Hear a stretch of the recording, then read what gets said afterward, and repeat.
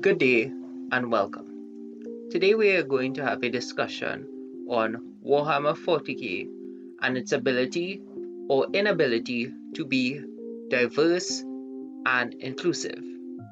There are many people making statements about Warhammer saying that it is not inclusive and it is not diverse enough.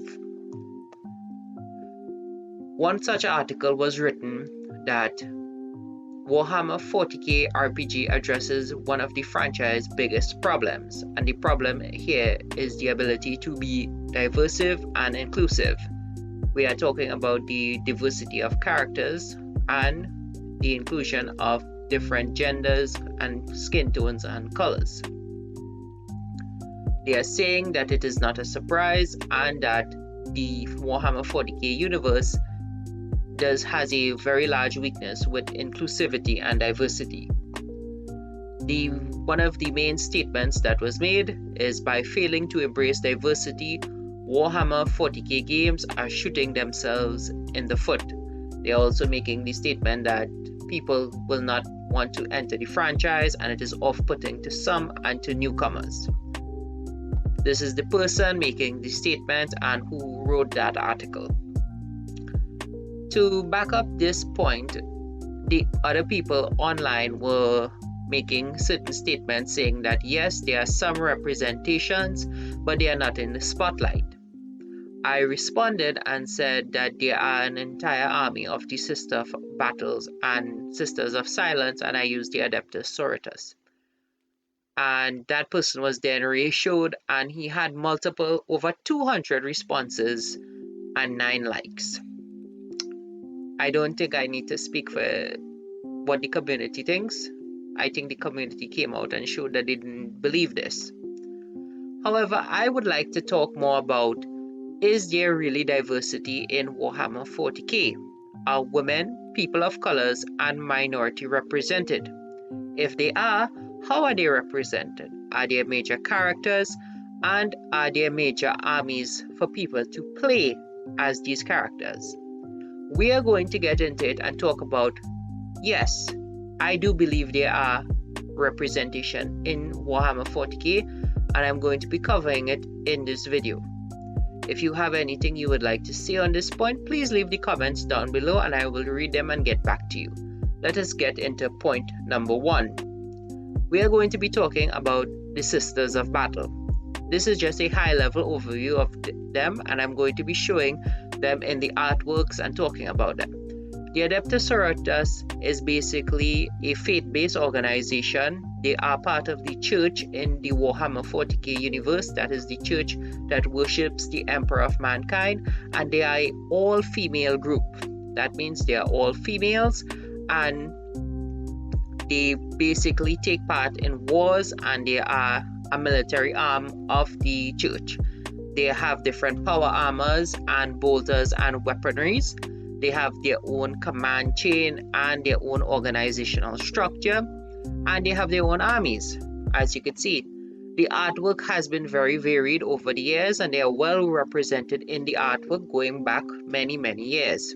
They have very good power armors, they have bolters, they have penitent engines, they have their own versions of the tanks and flamers, and they are very diverse group of characters. We are going to talk about or name some of the major characters, such as Helena the Virtuous, Saint Paradexes, Alessa Dominica. Dominica was I believe the founding member of the Adeptus Sororitas and the Sisters of Battle. There was Saint Arabella and Saint Catherine. One of the more known quotes is from Ephrael Stern. I'm sorry if I butchered the name. And she goes on to say, "On this day, the Emperor himself looks down upon us and sees that we are worthy. On this day, we rise high, the burning brand of our faith, and by its light shall we see that our enemies are false and faithless, little more than flickering shadows. Follow me now, my brothers and sisters, and let us banish the shadows from this place forever." As you can see, that's the artwork of her. This really shows that women are very well represented through a diverse set of characters, and they have very, very powerful characters in Warhammer 40k. Many of the Adeptus Sororitas have been gone on to be saints, and they have, such as Saint Celestine, who have become very powerful and near immortal demigod demon-like beings in the universe that can recover from horrendous harm and destruction, and they have been on the battlefield. Saint Celestine was also notably on battle for the destruction of Cadia, which was a huge event in Warhammer 40k, and she was there at the awakening of Roboute Guilliman. So again, female characters being shown massively throughout Warhammer 40k. This is the Sisters of Armies battle. Not the Sisters of Battle Army. Sorry about that. Yeah, got a little tongue-tied, and I do apologize.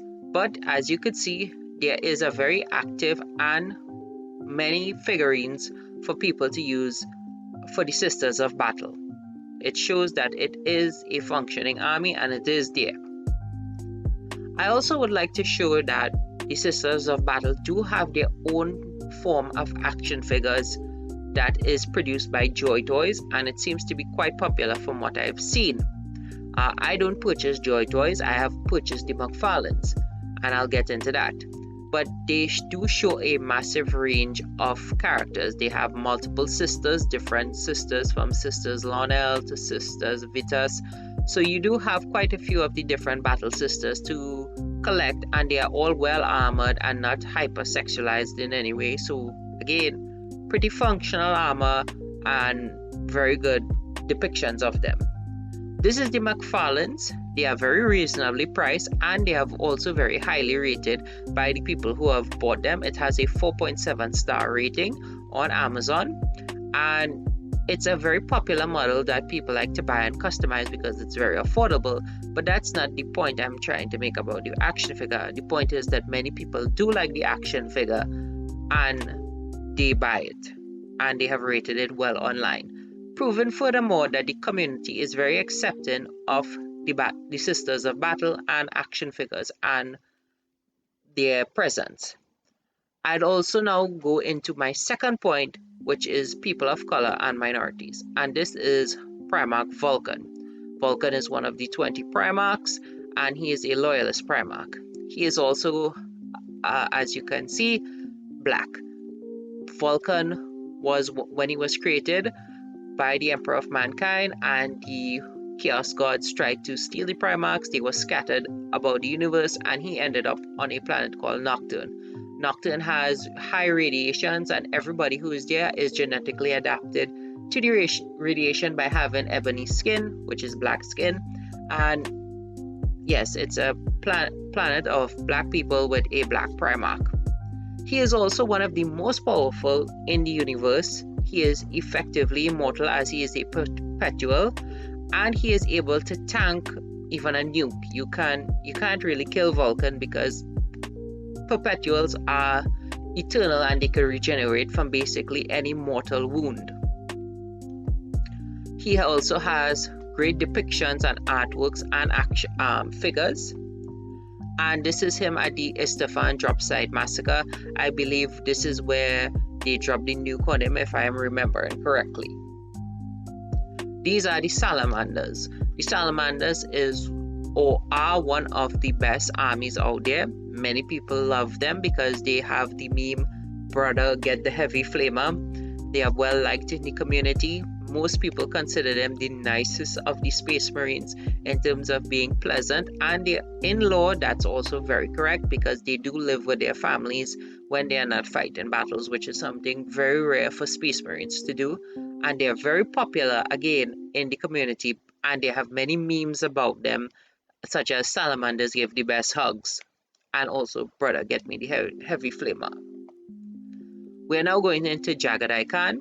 He's another one of the Primarchs.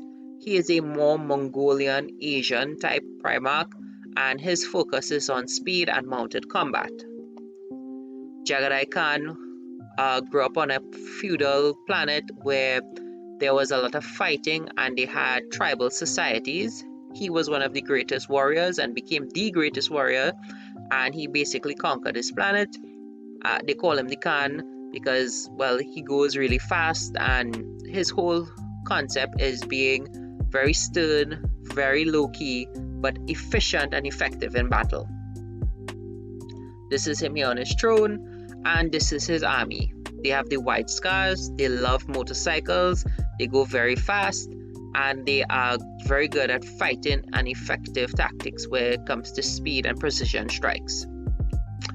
And those are the 3 points I'd like to bring up. The Sisters of Battle, Vulcan, Jagadai Khan, and showing that there are very many different groups. I cannot name all the groups and all the characters of color, but I just wanted to use this as an example to show how important these characters are. In terms of importance, they are very. Now, in conclusion, I have this meme here. For those of you who may not know, this is Lotara Sarin. She is being currently held in this meme by Angron, but it does show how much people do love the female characters. She is one of the most popular. She was the captain of his Angron's capital ship in his army, and many people like her. She's known for saying "Fire the Ursus claws," and she's also one of the coolest characters because she did stand up, and she had not just some, but a lot of respect from the world eaters and even Angron himself, showing that, again, competent, and she's also captain of the ship. That's another thing. I just wanted to show that. These are also another group. This is known as the Sisters of Silence. I didn't cover them in this video because I did not wish for this video to be extremely lengthy. The Sisters of Silence are one of the also coolest groups because they are basically blanks, and they basically fight horrors of the warp and chaos. They are also highly efficient, highly deadly combatants.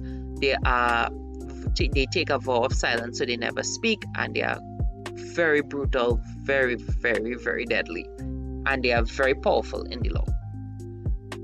To finally close out my point, there are many more factions for you to like. There are Tau, Eldars, and all of these groups have powerful females, powerful men, powerful women, powerful people of color. A good example is in the Eldar, you have Maka the Farseer. She has been there since Dawn of War. I got into Warhammer 40k by playing the Dawn of War games as a kid, years and years ago. But it shows the fact that there are many characters and people for you to choose from. There are many females, people of color, people of minorities. You have Asians, you have blacks, you have all of these characters that people like, and they're all very powerful. Powerful people like Saint Celestine, powerful people like Loretta Sarin, I hope I'm pronouncing that right. Fire the Ursus claws. You have memes about them, you have jokes about them. The community has basically accepted them, and they love them. And I also like these characters, and I do think that they are very important and they should be acknowledged. I do not think Warhammer is correct for trying to say that Warhammer 40k doesn't have female characters, or it doesn't have enough female characters, because it's completely disrespectful to the female characters that exist in the universe and in the lore. People enjoy these characters, and they've been there, and they have been very powerful. And this closing argument, I would like to talk about one of the factions that I did not get to go into enough about in this video is the Sisters of Silence, and you could go up and look about that for yourselves, and you'll see that they're even more powerful. But there are so many factions that people have more than enough to choose from, and while you may not think your faction gets enough spotlight, because again, the Space Marines are the most popular and they are the most bought in the community, but there are factions for people to play if they don't want to play those, and they are very popular, very powerful, with lots of lore, lots of cool videos, lots of cool mechanics, and they are in video games, they're in the books, so you have lots and lots to see. I hope this video was informative. If you'd like to have a further discussion, please leave a comment down below. Please like and subscribe, and I thank you all for watching, and have a nice day.